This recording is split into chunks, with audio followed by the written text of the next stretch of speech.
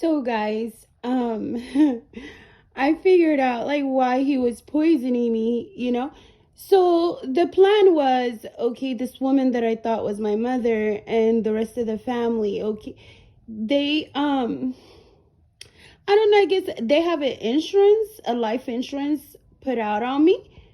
I don't know. Like I don't know about that insurance, but there is, okay? So the plan was for me to die, for her to take my children, and then for the Ethiopian community that's involved with them, like for the whole entire Ethiopian community here in the Bay Area.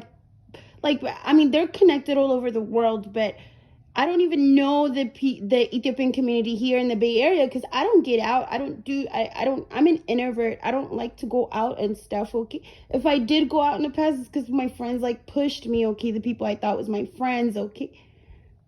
But I don't go nowhere, okay? I don't like being around people too much. Like, I like to be by myself with my children, like, because I don't make plans. Like I go with the flow, okay? And I don't like people like, just yeah.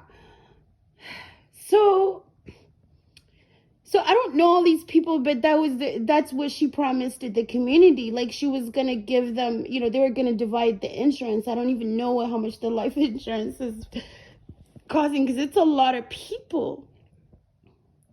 It's a lot of people, like,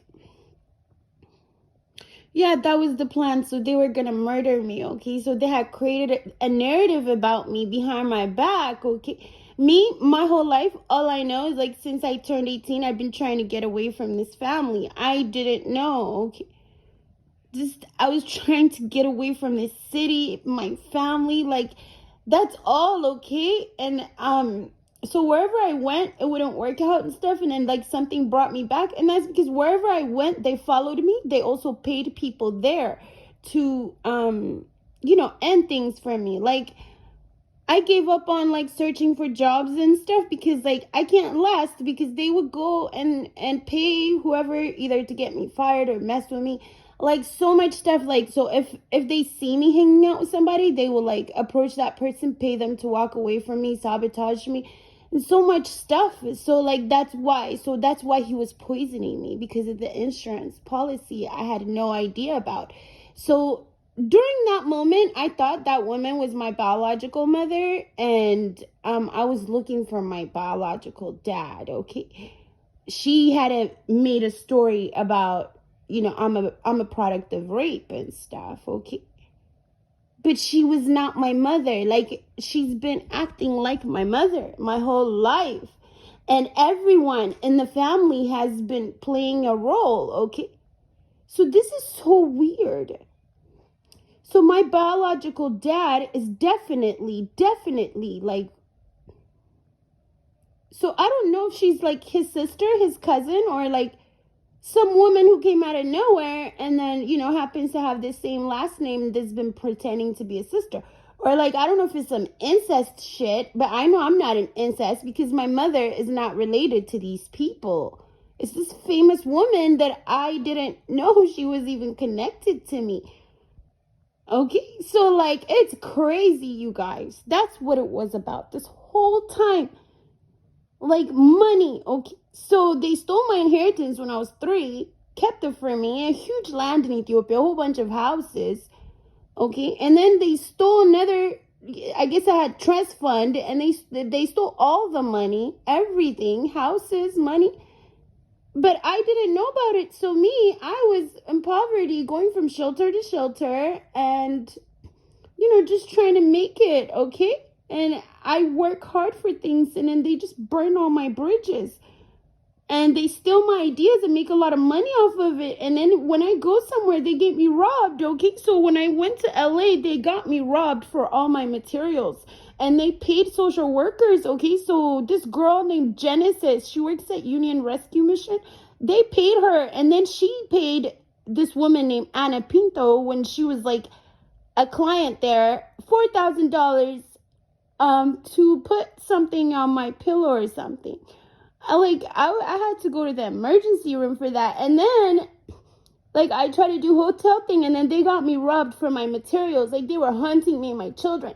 We spent the night on the bus, riding around on the bus, you guys. And we also spent the night inside of Denny's, okay? Even though we had money for a hotel, like, they were, like, going to the motels, and we were staying in and paying the people, that, you know, at the front desk to, like, fuck with us and make it so that we didn't have a place to stay. And then I reached out to this guy named Michael, because an officer, when I went up to an officer, like, I went to the LAPD, I went everywhere, okay? There's stuff documented, okay?